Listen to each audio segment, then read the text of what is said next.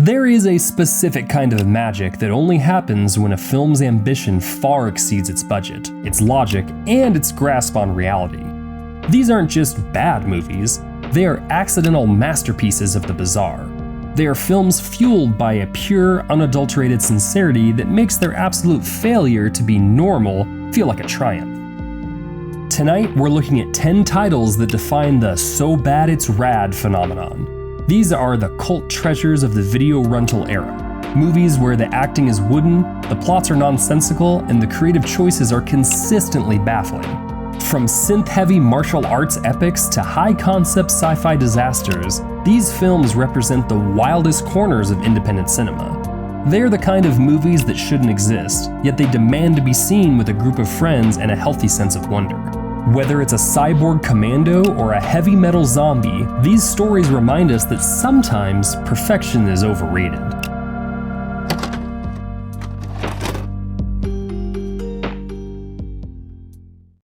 Eliminators, 1986. This glorious kitchen sink sci-fi adventure stands as one of the ultimate mashups of the mid-1980s home video boom, aggressively blending entirely different genres into one spectacular narrative. Directed by Peter Manoogian under the legendary Empire Pictures banner, the film completely discards cinematic restraint in favor of comic book-style pacing and a brightly lit comic strip aesthetic. Manoogian keeps the camera moving dynamically through thick jungle brush and secret laboratory sets, utilizing a fantastic upbeat electronic soundtrack to ensure that the pure pulp energy never dips for a single second.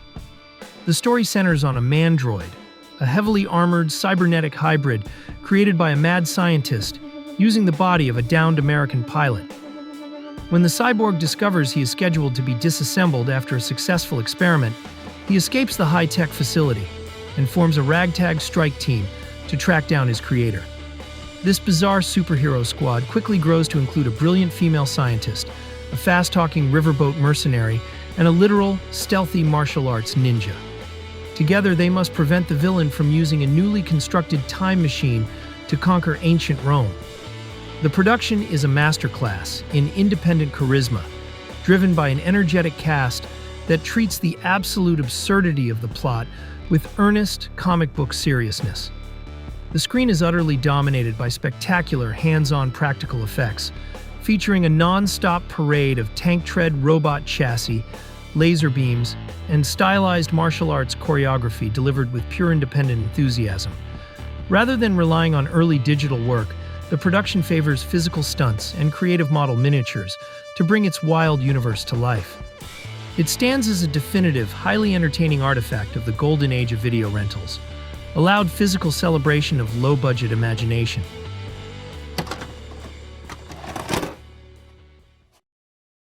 Spookies, 1986.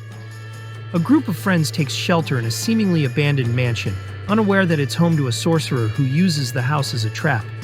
Desperate to resurrect his dead bride, he summons an army of creatures to slaughter the intruders one by one.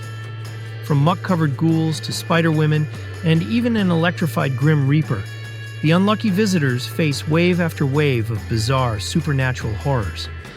Directed by Brendan Faulkner, Thomas Doran, and Eugenie Joseph, Spookies is notorious for its chaotic production, which left it feeling like two films stitched together. What makes Spookies stand out is its non-stop parade of monsters. Each sequence introduces something new: farting mud creatures, stop-motion beasts, and practical effects that swing between terrifying and absurd. The sheer variety makes the film feel like a haunted house attraction caught on tape, with every room hiding a different nightmare. Though it struggled with distribution, Spookies became a cult hit on VHS, largely because of its unforgettable artwork, promising an overload of monsters. Fans embraced its uneven tone, where moments of genuine horror crash into unintentional comedy. Today, Spookies is celebrated as one of the strangest, most entertaining oddities of the 80s. A film where chaos and creativity collide to deliver a monster movie like no other.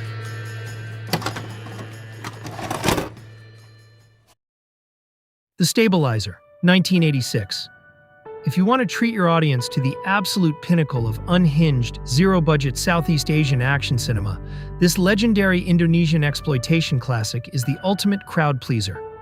Director Arizal completely throws out the traditional cinematic rulebook, pacing the film like a live-action cartoon, fueled by sheer adrenaline, glass-shattering practical stunts, and hilariously aggressive English dubbing.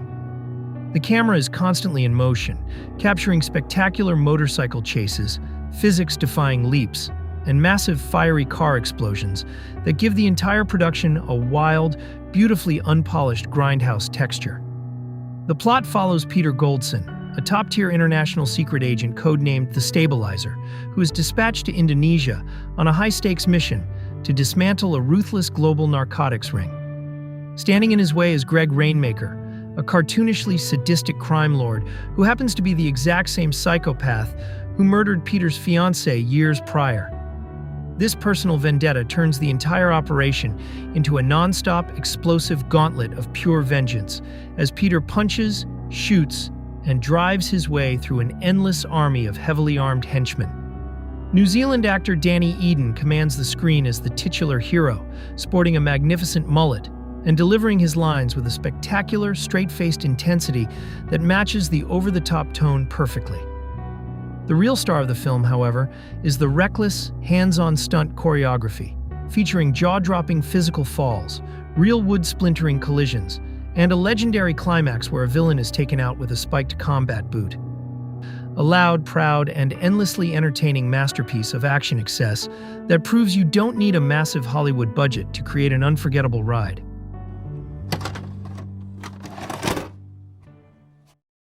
Miami Connection, 1987. If your video loop needs a title driven entirely by pure, earnest heart and jaw-dropping martial arts energy, this legendary indie production is the ultimate crowd pleaser. Director Richard Park, alongside co-director and martial arts master Y.K. Kim, abandons traditional Hollywood cynicism in favor of a vibrant, neon-soaked visual style that feels like a live-action Saturday morning cartoon. The camera work is beautifully raw and unpolished, opting for bright, sun-drenched Florida landscapes and hyperkinetic, wide-angle tracking shots that keep the focus entirely on the physical movement of the performers. The joyously bizarre plot follows Dragon Sound, a multinational synth-rock band comprised entirely of orphan university students who all practice taekwondo together. Their musical career takes a highly dangerous turn when they accidentally cross paths with a rival group of local thugs who control the regional nightclub scene. The situation completely escalates when it is revealed that these thugs are backed by a lethal motorcycle-riding gang of ninja drug smugglers who are determined to eliminate Dragon Sound in a series of brutal, sword-wielding street battles. Grandmaster Y.K. Kim anchors the film with an incredibly sincere screen presence, delivering positive anti-drug messages one minute and unleashing devastating crescent kicks the next. The film features an iconic, fiercely infectious soundtrack, headlined by the legendary anthem Friends, which perfectly amplifies the movie's themes of loyalty and brotherhood. Packed with hands-on, undoubled martial arts choreography, spectacular practical blood squibs, and an infamous, hyper-violent park finale, this stands as the ultimate crowd-pleasing holy grail of retro independent cinema.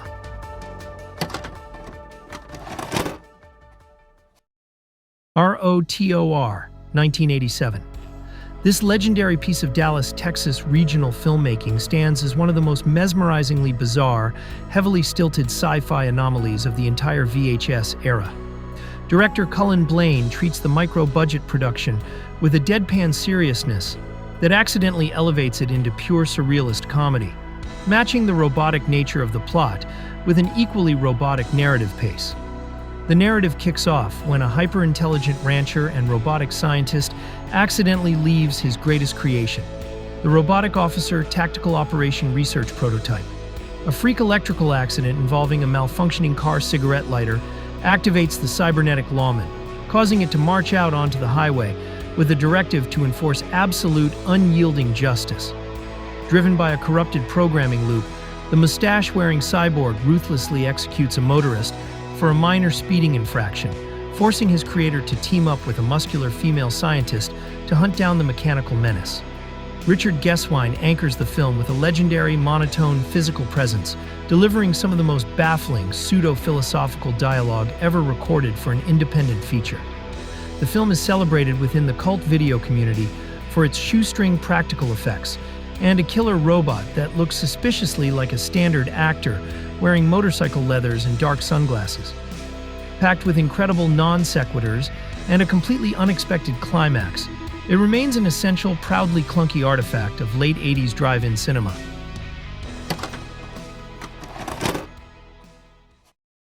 Hard Rock Zombies, 1985.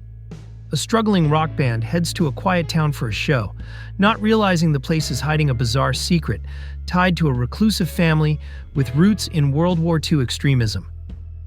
Things turn deadly fast. After the band is killed, their music literally brings them back from the grave. Now undead, they return for revenge and still plan to finish the concert they came to play. Director Krishna Shah pushes the story far past normal horror comedy limits. The cast plays it completely straight, which somehow makes the insanity land even harder. The villains are exaggerated and cartoonish, including an infamous historical dictator figure and companion portrayed as over-the-top caricatures. The movie knows it is outrageous and never tries to ground itself in realism. The effects are low budget and very obvious, with simple zombie makeup and bright stage blood. There are several full music numbers built around original rock tracks, giving the film the feel of a strange horror musical at times. The tone jumps between goofy, dark, and just plain odd, often within the same scene. This is late-night cult movie territory. It is messy, ridiculous, and unforgettable once seen. Not scary in a traditional sense, not exactly polished comedy either, but consistently entertaining for viewers who enjoy off-the-rails horror experiments. Deadly Prey, 1987. This absolute crown jewel of the 1980s direct-to-video boom stands as a blistering, hyper-kinetic tribute to First Blood that completely strips away the psychological nuance to deliver raw, unfiltered action. Director David A. Pryor embraces the low-budget, regional aesthetic by shooting entirely on location in the dense, sun-drenched woods of Southern California, giving the film a gritty, hands-on texture that instantly transports you back to the golden era of rental tapes. The camera work is fast and unpolished, prioritizing kinetic handheld tracking shots and immediate physical momentum over stylized Hollywood framing, keeping the viewer buried in a non-stop barrage of guerrilla warfare. The relentless narrative kicks into overdrive when a ruthless mercenary group, led by a sadistic colonel, begins kidnapping innocent civilians off the streets of Los Angeles to use as live human prey for their private jungle training camp.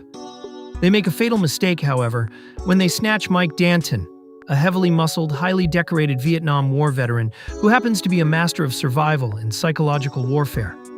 Left completely naked in the brush with nothing but a pair of denim shorts, Danton immediately turns the tables on his captors, transforming the dense forest into a lethal, trap-filled labyrinth to systematically dismantle the entire private army.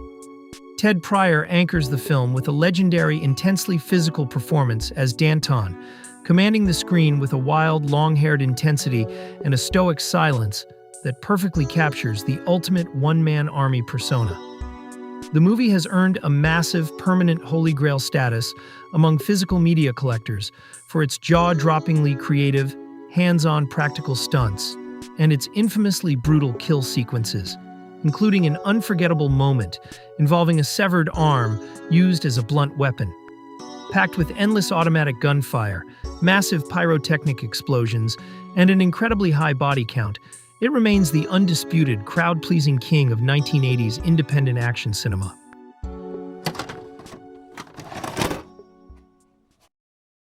Hard Ticket to Hawaii, 1987.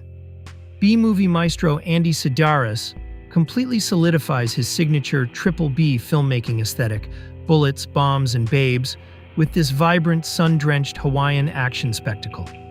Sidaris treats the entire production like a high-octane, neon-lit daytime soap opera injected with heavy military firepower, utilizing bright, oversaturated tropical lighting and sweeping aerial shots of the Oahu coastline. The camera work trades traditional gritty action shadows for a glossy beachside postcard texture, pacing the film with a breezy, relentless energy that ensures a spectacular practical stunt or an explosive confrontation is never more than a few minutes away. The joyously complex plot kicks into gear when two beautiful, heavy weapon-wielding undercover agents accidentally intercept a cache of smuggled diamonds belonging to a ruthless global drug lord. To make matters worse, their remote island paradise is simultaneously being terrorized by a giant, radioactive mutant snake that escaped from a local research lab and is eating its way through the local tourist population.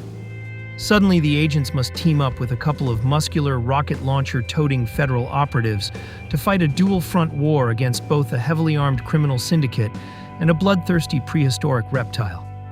The ensemble cast delivers delightfully animated, fiercely enthusiastic performances, fully embracing the absolute absurdity of the narrative with a straight-faced commitment that makes the film incredibly memorable. The movie has achieved legendary cult status for its jaw-droppingly creative, hands-on practical action set pieces, including an infamous skateboard-bound assassin sequence, a lethal frisbee duel, and a climax involving a handheld rocket launcher versus the giant snake. It stands as the ultimate crowd-pleasing holy grail of late 80s independent action, a loud, colorful, and proudly ridiculous cinematic party that perfectly encapsulates the video store era.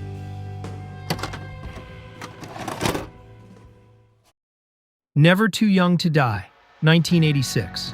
This masterclass in mid-80s camp stands as one of the most wonderfully bizarre, genre-fluid spectacles ever to grace a video store shelf. Director Gil Bettman treats the entire production like a high-budget, neon-drenched MTV music video, packing the screen with stylized lighting, dramatic smoke machines, and a driving synth-rock soundtrack. The camera work is hyperkinetic and flashy, trading traditional espionage grit for a glossy theatrical aesthetic that ensures every single frame pops with pure, unfiltered, decade-defining excess. The insanity begins when a top-tier secret agent is brutally murdered, leaving his estranged, gymnastics-obsessed college student son, Lance Stargrove, to pick up the pieces. Lance is quickly thrust into a high-stakes world of international espionage when he discovers his father was protecting a secret blueprint designed to save the city's water supply. To stop a global catastrophe, this teenager must team up with a beautiful, leather-clad secret operative to take down Velvet von Ragland, a ruthless, post-apocalyptic cult leader intent on poisoning the entire metropolis. John Stamos anchors the film with an incredibly earnest, feathered-haired charm as the young hero, utilizing his real-world agility to sell the film's ridiculous, gymnastics-infused action set pieces. However, the entire movie is utterly stolen by rock legend Gene Simmons, who delivers a legendary, completely unhinged performance as the cross-dressing hermaphrodite villain Velvet, commanding a gang of punk rock bikers with pure theatrical menace. Packed with practical stunts, spectacular explosions, and a memorable appearance by Vanity, it remains an essential holy grail of retro cinema that proudly defies logic in favor of non-stop entertainment. Raw Force, 1982. If your video loop needs a title that completely defies safe categorization, this unhinged Filipino-American co-production is the ultimate wild card. Director Edward D. Murphy throws martial arts, zombie horror, exploitation sleaze, and high-octane military action into a blender, creating a visual style that is sweat-soaked, hyperkinetic, and completely unbound by logic. The camera work is beautifully raw and unpolished, trading moody art house shadows for bright, gritty tropical heat and rapid-fire editing that rushes from one chaotic set piece to the next without a single breath of setup. The sheer insanity kicks off when a cruise ship carrying a specialized martial arts club takes a wrong turn and crashes into the shores of Warriors Island. This remote, forbidden rock happens to be the dumping ground for disgraced martial arts masters, overseen by a bizarre cult of jade-smuggling monks. The real nightmare begins when these monks use ancient voodoo rituals to resurrect the corpses of the dead fighters, turning them into green-skinned, flesh-eating karate zombies who launch a relentless supernatural assault on the stranded tourists. The cast matches the unhinged narrative with pure, straight-faced grindhouse dedication, led by B-movie icon Cameron Mitchell, who brings a hilarious, alcohol-fueled gravitas to the role of the ship's captain. The true star of the film, however, is the relentless cascade of practical stunt work, featuring traditional, hard-hitting martial arts choreography interrupted by jaw-dropping explosions. baseline practical gore effects, and completely unprompted bazooka fire. A film so proudly ridiculous and packed with physical energy that it guarantees your audience will never see the next turn coming.